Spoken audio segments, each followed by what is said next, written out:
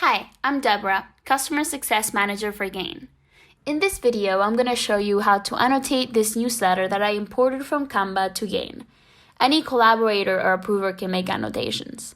I'm going to use this PDF, but annotating works exactly the same way with any other image or document.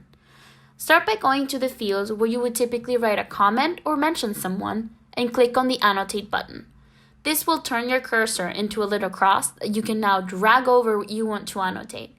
As you can see, it creates a frame that you can resize or move around until it's right where you want it. When you're happy with the placement, click on the check mark, and now you can write your notes in the comment field. I'm going to leave a few comments throughout this document so that you can see what the final result looks like.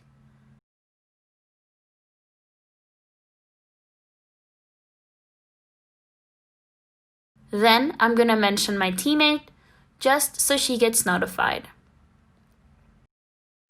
Next, to save your annotation, click on Send.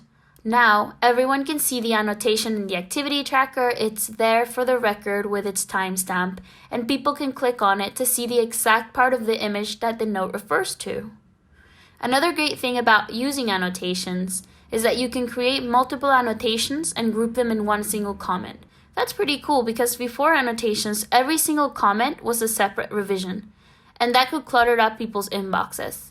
With bulk annotations, you can group them and they'll be easier to track. The last thing I want to show you is, if I click on an annotation that refers to an outdated version of the image, Gain will let me know that I'm looking at a screenshot of a previous version. To get back to the newest version, just click on Latest Version at the bottom of the file. And that's how it works. Happy annotating!